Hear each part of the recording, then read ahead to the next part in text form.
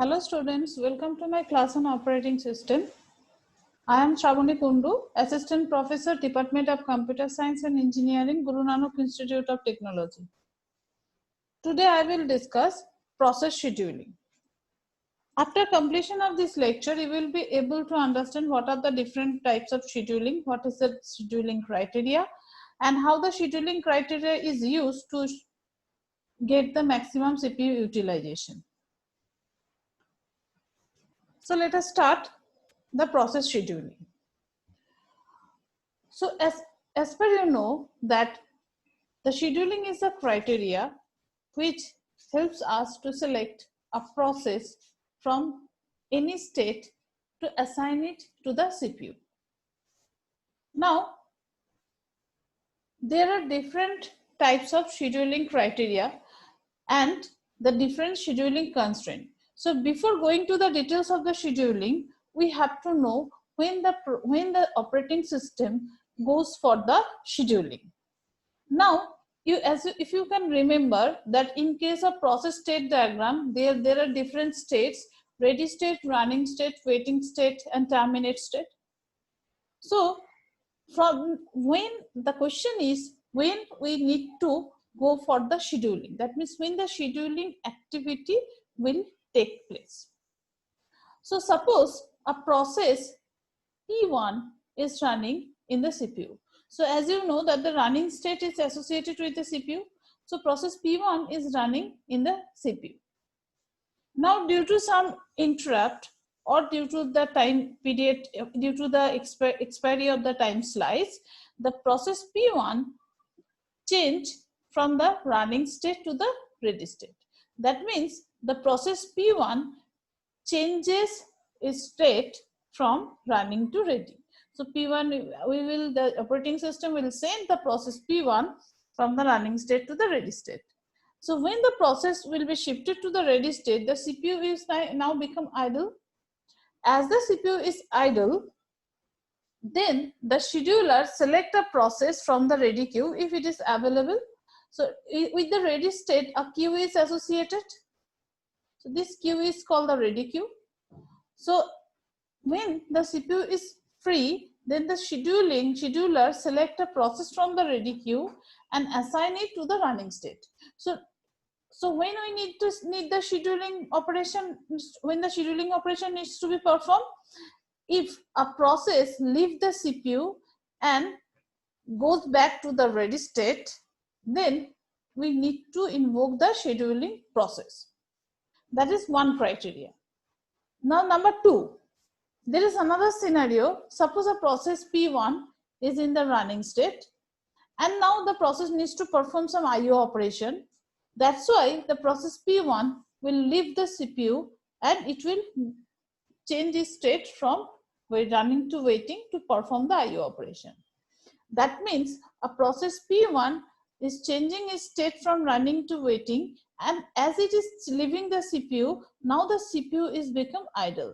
So as you know that if the CPU is idle, so to increase the degree of multiprogramming, the scheduler needs to invoke some process from the ready queue and assign it to the running state.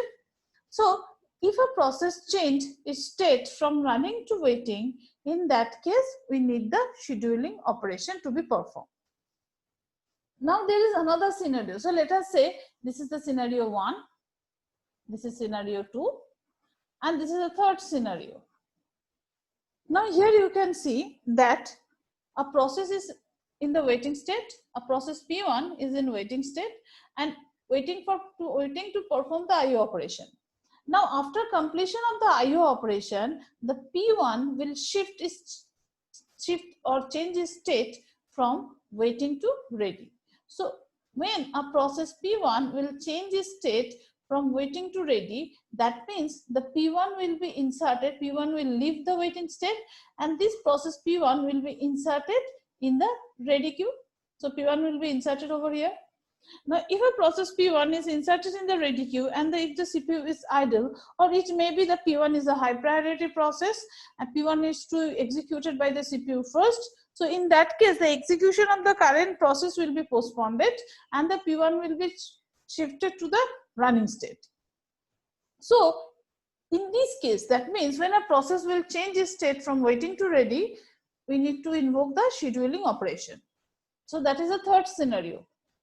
Now, for the fourth case, suppose a process P1 is in the running state, that means it is executed by the CPU and it completes its all operation. That means the process P1 will leave the CPU and it will go to the terminate state. That means the execution of the process P1 is now complete. So, as the process P1 leaves the CPU become idle. So when the CPU become idle, that means the CPU scheduler will try to select a process from the ready queue and assign it to the CPU or in the running state. So that means if a process changes its state from running to terminate, in that case, again we need to invoke the scheduling operation. So there are four major scenario. For all the four major scenario, for the four cases, we need to invoke the, that means the operating system needs to invoke the scheduling process. Now, the thing is that based on those four scenario, all the scheduling process can be divided into two categories. So we can say that the scheduling operation can be done in two ways.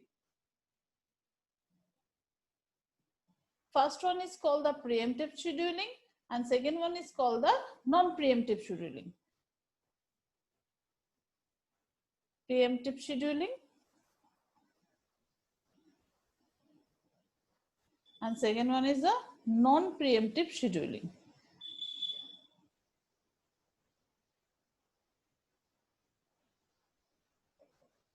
Okay. Now, what is preemptive scheduling and what is non-preemptive scheduling? Now you can see for the criteria 1 and for the criteria 4, for these two criteria, the process P1 is leaving the CPU due to some reason. If you go for the process, if you go for the criteria 1, criteria 1 means the process P1 is leaving the CPU due to, so why it is leaving? It is leaving due to occurrence of some interrupt. So let us write down the reason. Maybe there is some interrupt. Okay. So due to the interrupt, the process P1 is leaving the CPU. And why the process P1 is leaving CPU for the case 4? Due to the completion of the job. Due to the completion of the job. Now you can compare both the cases. In the first case, that means for the scenario 1, the process P1 has to leave the CPU due to some external force. That means due to some external affairs or reason. So interrupt, you can consider interrupt is some external affairs. So due to some external affairs, the P1 has to leave the CPU. But if you consider the case 4, in that case, the process P1 will leave the CPU when it completes its execution. That means there is no external affair, no external force, no external reason. The process P1 will leave the CPU by itself. Nobody will enforce it to leave the CPU. So if you compare in both the cases, you can say that for the case 1, there is some external affairs, external force which force the process P1 to leave its execution state. But for the case 4, the process P1 will leave the execution state because it has completed all its execution of all its instruction.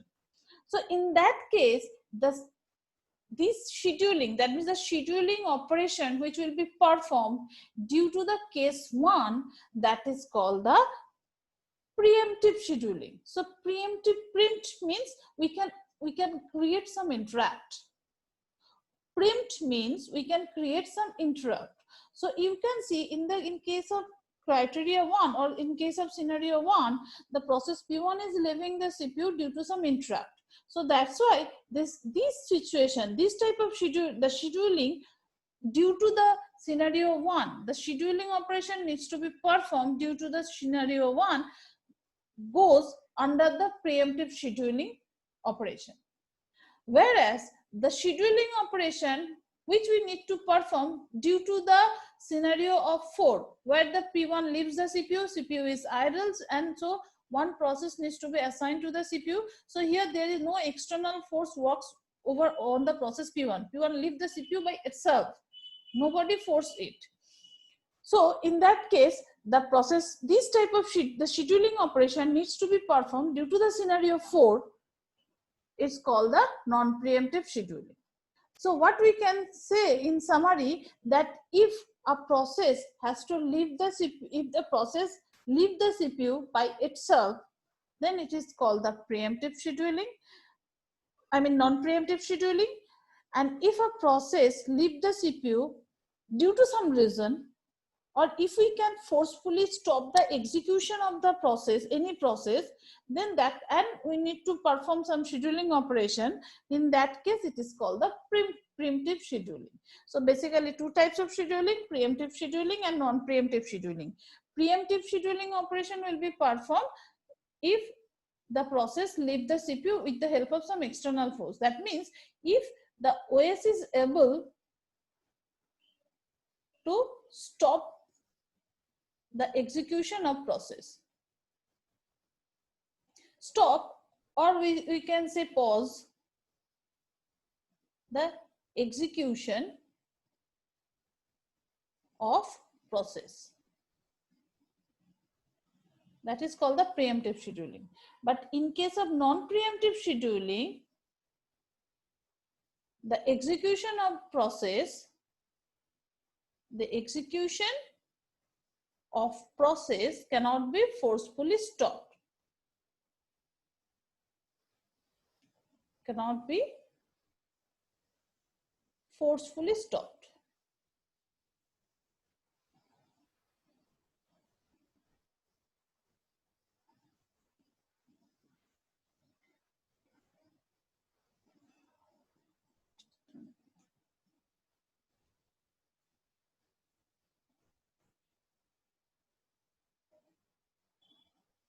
Okay.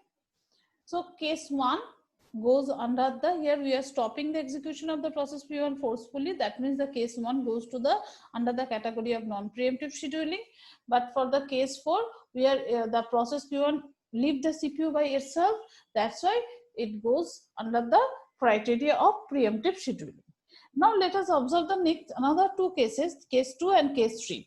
Now you can see that for the case 2, a process P1 needs to perform some IO operation. That's why it is leaving the CPU. So that means nobody is forcing the process P1 to leave the CPU. P1 is leaving the CPU by itself. That's why the scheduling operation which needs to be performed due to this scenario 2 goes under the non-preemptive scheduling. Whereas if you consider the scenario 3, where a process is in the waiting state, and when it goes back to the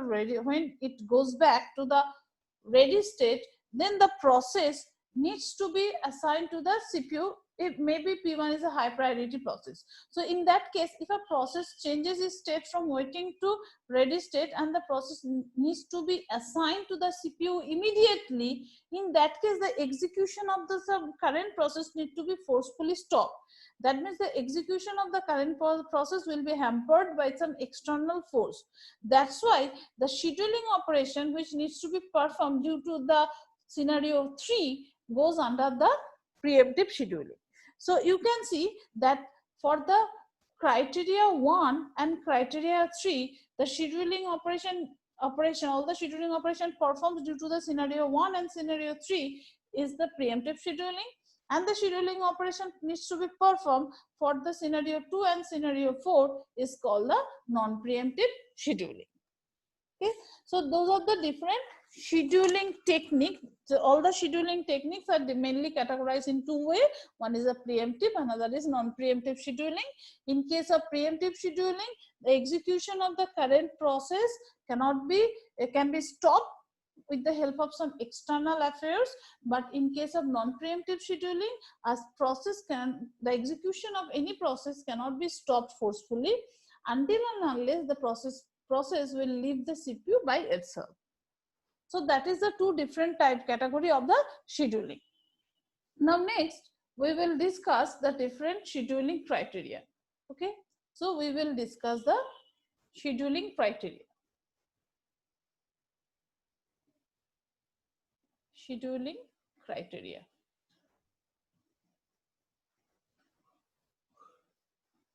Now there are different scheduling criteria. The first one is called the CPU utilization.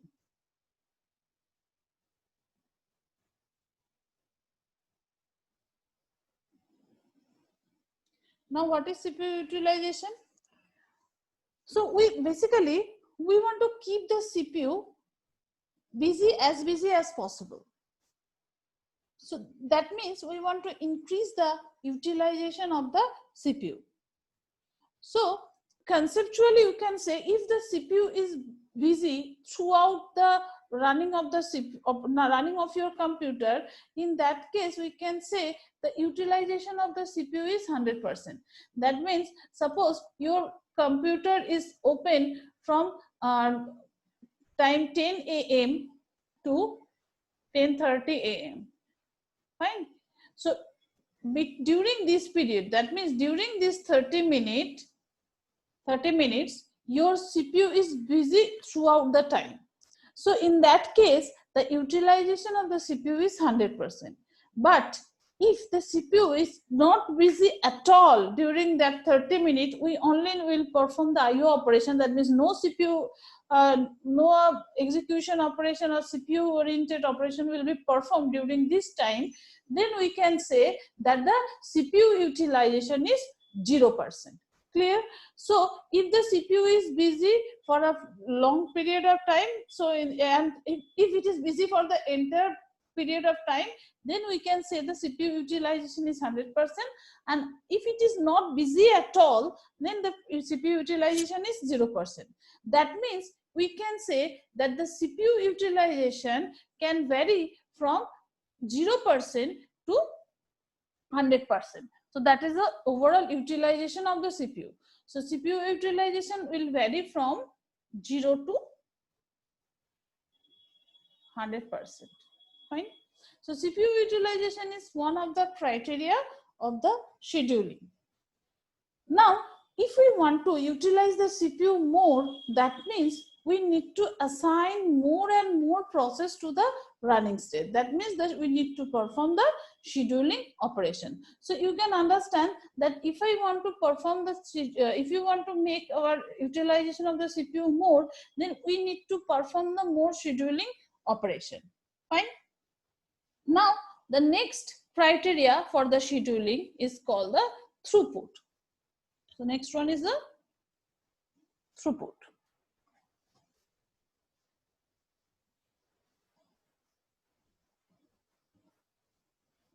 Fine. Now what is throughput? Now throughput indicate that how many outputs we are getting in per unit of time. So let us say the unit of time is 1 minute. So that means how many outputs are you getting during that, after that 1 minute. So that is called the throughput. Output means what? How many programs will be execution, how many execution of the program will be completed during this 1 minute, that is called the throughput. So let us say that during the 1 minute, the execution of 2 programs will be completed. So you can say, or we can say the throughput is 2 for that system. So throughput indicate the maximum output we are getting in per unit of time. Fine. Now there is another scheduling criteria that is called the turnaround time. So the third one is turnaround time. Now what is turnaround time? The turnaround time means from the point of a view of a particular process, how long it takes to execute the process, that is called the turnaround time. That means what? Suppose a process starts its execution, that means the process is present in the ready queue at time 10 a.m. and the process, after visiting all the states, the process finally reaches to the terminate state at the time 10:05 a.m. Fine. So what is the turnaround time for the process? The turnaround time for that particular process is 5 minutes. That means when we submit a process for the execution, starting from that point of time, when it completes its execution, that means when the process will reach to the terminate state, from that time. So the total time between these two duration is called the turnaround time. Fine. So a process started at 10 a.m. and it finally reaches to the terminate state at 10:05 a.m. So that means the turnaround time for that particular process is 5 minutes. Now you can remember that in the execution phase of the process, a process is waiting in the ready queue. Then the process will get the CPU for the execution. Then that means that the process is in the running state. Now the process is in the waiting state to perform the some IO operation. That means the process is waiting over there. Again the process will come back and it will be in the ready state. So that means you can see that in this ready state, the process is waiting for some time. Then the process is executing in the running state. Fine. Then the process is waiting to perform the IO operation in the waiting state. So those are the different states where the process will visit. So process will first present on the ready state. It is waiting for some time. Let us say W1. W1 is the waiting time for the process P1 in the ready queue. Next, it will go to the running state, and in the running state, it took W2 time for the completion of the execution operation. Then it goes back, it goes to the waiting state, and there the process will wait for W3 time to perform the IO operation, and again it will come back ready state, and it will be stored inside the ready queue, let us say, and the waiting time is W4. And after W4 time, again the process will go to the running state, and let us say that it took W5 time, and after W5 time it will reaches to the terminate state. Fine. So what is the total time the process P1 requires to complete its execution? The total time requires to complete the execution for the process P1 is W1 plus W2 plus W3 plus W4 plus W5. Fine. So this is the total time. So among this total time, only W2 and W5, these two times are for the execution of the CPU. So this is the execution time. And the remaining time is for the waiting. So W1, W3, W4, those three times are for the waiting. So what we can say, the turnaround time includes the execution time plus the waiting time of the process in different queue. Okay. Now the next criteria which we will discuss is called the waiting time. Waiting time. Now, why this is very important? The waiting time basically keeps track how much time a process has to wait in the different queue. So for this particular example, the process P1 is waiting in the ready queue for W4 amount of time. Let us say W4 milliseconds. It is waiting for W1 milliseconds. Again, it is waiting in the waiting state to perform the IO operation for W3 millisecond. And W2 and W5 millisecond, it is required to perform the execution. So what we can say, what is the total waiting time for the process P1? The total waiting time for the process P1, so we can say the total waiting time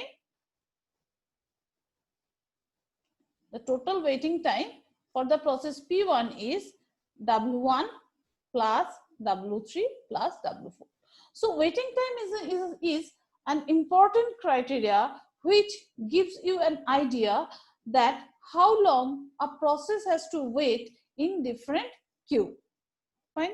So that is another important scheduling criteria. And the last one is the response time. Now, what is response time?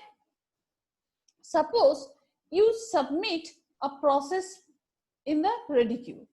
Now, when the process in the ready queue, then after a certain time, the process jumps to the running state for the execution. And after first execution, after executing for some amount of time, the process is able to produce some output. So let us say that a process W1, a process P1 is waiting in the ready queue for W1 unit of time. Then it goes to the running state and it executes for W2 milliseconds. Fine. So it executes for W2 milliseconds. So W2 is the first execution time. And after execution of for W2 milliseconds, it generates some output. The total output is not that. This is some partial output is generated at the time W2 millisecond. So the instant, that means the time duration a process takes to generate the first output is called the response time. So in this example, this W1 plus W2 is the response time for the process P1. Fine. So I think it is clear. Waiting time for the process P1 is W1, W3, W4. The turnaround time for the same process P1 is W1 plus W2 plus W3 plus W4 plus W5. This is the turnaround time. Waiting time is only the waiting time included, and the response time says that when we get the first response, that time minus the time when it was submitted for the execution. So if I find out the difference between them, we can find out the response time. So that is all about the different scheduling criteria. And why those scheduling criteria is important to write down the scheduling algorithm? Because when we will write down the scheduling algorithm, we have to select any one of them and we will try to optimize that time. So let us say we will consider the waiting time. So, and we want to write down our own scheduling algorithm. So what we will do, we will try to optimize the waiting time for all the processes. And to optimize the waiting time for all the processes, whatever the operation we need to perform, so based on that, we can design our algorithm. So that's why the scheduling criteria are very much important. And depending on the scheduling criteria, we will design any algorithm, you can select one or more than one scheduling criteria, and based on that, you can write down your own algorithm. Okay. So now we will discuss some standard scheduling algorithm. So some standard scheduling algorithms are scheduling algorithm.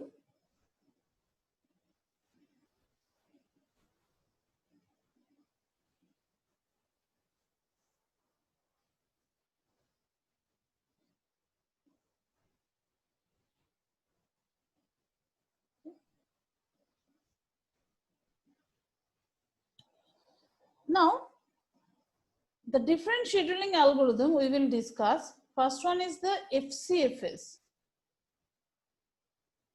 What is FCFS? FCFS is called the first come,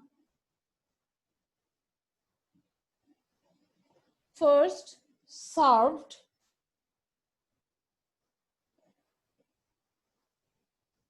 first come, first served scheduling algorithm. Fine. FCFS. So that means the basic logic is very simple.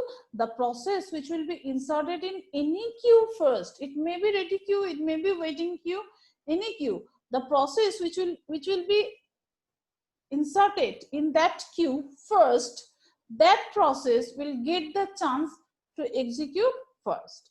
So very simple. Consider this is my ready queue, this is our ready queue, and some processes are there. So P1 is inserted first, then P2, then P3.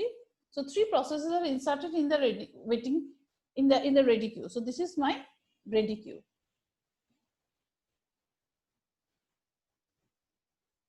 Fine. P1 is inserted, so we can write down the name of the process and the time when it is inserted and the execution time, which is called the burst time. So we will note down 3 important things. One is the name of the process, and the second one is the burst time. That means the time when the process is executed, and the third one is the arrival time. Fine. So in time, or we can write down it as arrival time. So let us say that there are 3 processes, P1, P2 and P3. Fine. So the arrival time of the process P1 is 0, P2 is 1 and P3 is 2. And the burst time is, it's 10 milliseconds, it is 15 milliseconds, and it is 2 milliseconds. So that means, so if the scenario is like that, what the example says that P1 is inserted in the ready queue first, then the P2 is inserted, and then P3 is inserted. So according to the logic of the first come first served scheduling algorithm, FCFS, first come and first served scheduling algorithm, the process which will be inserted in the ready queue first, that will be executed first. So what happened over here? P1 will be executed first, then after P1, P2 will be executed, then after P2, P3 will be executed. Fine. So to represent the execution and the execution time and the waiting time of all the processes, we can draw a chart that is called the NAT chart. So GNAT, NAT chart. Fine. Now, in the NAT chart, what we will show? We will show that the different execution status. So what are the different execution status? So we can draw the chart like that. This is our NAT chart, and the time start from 0. Fine. So at the time 0, the process P1 is inserted. Now P1 takes 10 milliseconds for the execution. So it will take the 10 milliseconds. So that means the next starting of the next slot is 10. So 0 to 10, this is 10 milliseconds. And the starting of the next slot is 10. Now in the next slot, which process will get the chance for the execution? Process P2. So P2 will start over here. It will start its execution, and P2 will continue up to 15.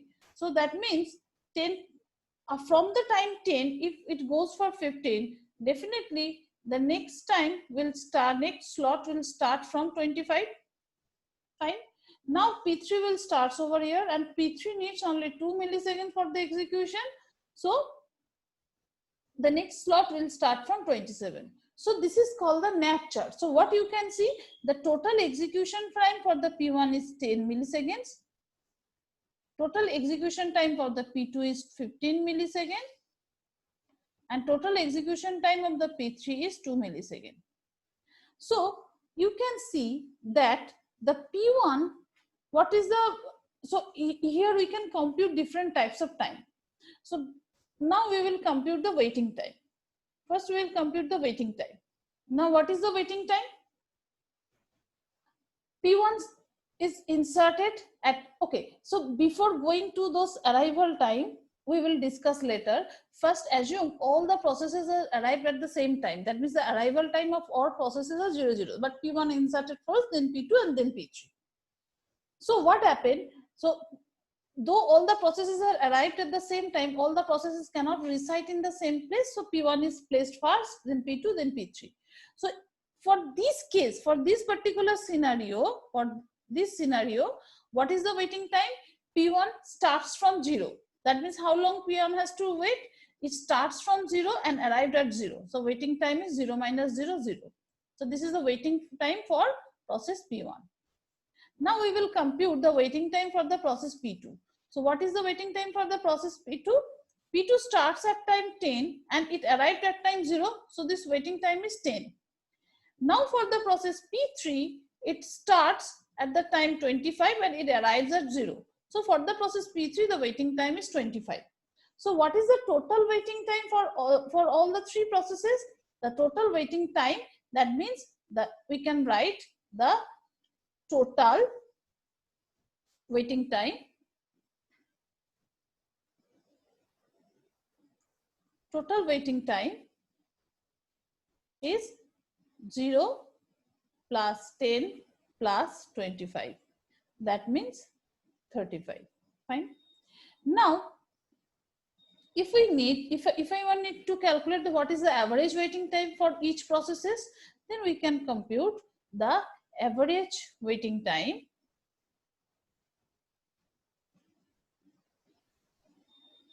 is equals to total waiting time divided by number of process. So number of processes are 3, number of processes is 3, total waiting time is 35. So if you divide it, so it is near about 11 point something, 6, 7, like that. So this is the waiting time if we assume that all processes arrive at the same time. Fine. Now we will compute the waiting time for the same problem considering the arrival time 0, 1, 2. So if you consider the arrival time 0, 1, 2, in that case, the calculation of the waiting time will be a little bit different. So consider the same NAT chart. Fine. This is our NAT chart. So in this NAT chart, what will be the waiting time for the process P1? So the waiting time for P1 is equals to, it starts at 0 and arrived at 0. Because you can see over here, the arrival time for the process P1 is 0. So we can write 0 minus 0, the waiting time is 0. Now what is the waiting time for the process P2? You can see for our NAT chart, the P2 starts from 10. So we will write over here is 10 minus arrival time. What is the arrival time for the P2? This is the arrival time is 1. So we will write 10 minus 1, that is called the 9. Now for P3, what is the waiting time? It starts at time 25 and it's arrived at time 2. So we write 25 minus 2, that is called the 23. So the total waiting time, so we can compute now the total waiting time. So in that case, the total waiting time is equals to 0 plus 9 plus 25, that is called 34. And our average waiting time is 34 by 3. So 11.3. So you can see, so if the arrival times are different, then based on the arrival time, the total waiting time and average waiting time will also vary. But whatever the logic for the FCFS algorithm is, if a process is inserted in the ready queue first, that means based on the position of the process in the ready queue, the process which will be inserted in the ready queue first, that process will be executed first and then the next process.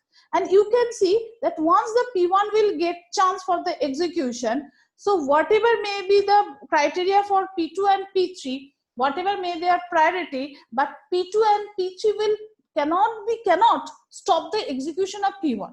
So once P1 will get the CPU, it will start its execution and it will complete its execution and then only it will leave the CPU. Fine. So that's why we can say that this type of scheduling algorithm, FCFS scheduling algorithm, is called the non-preemptive scheduling algorithm. Fine. Why it is non-preemptive? It is called the non-preemptive scheduling algorithm because you can see that in this algorithm, once a process is inserted in the CPU, the process cannot be stopped. That means the execution of that process cannot be forcefully stopped by some external means, external force. So here you can see that once the P1 gets the CPU for the execution, P1 completes its execution and then it leaves the CPU. Then P2 will get the chance and then P3 will get the chance. So here the execution is one by one, and the execution of one process cannot be hampered by the execution by the other process. So that's why this scheduling criteria is called the non-preemptive scheduling technique. So that's all for today's lecture. In my next lecture, I will discuss the remaining algorithm. So they are the shortest job first scheduling algorithm, round robin scheduling algorithm, shortest remaining time first scheduling algorithm, and priority scheduling algorithm. So those are the different algorithms I will discuss in my next lecture. Thank you for watching my video.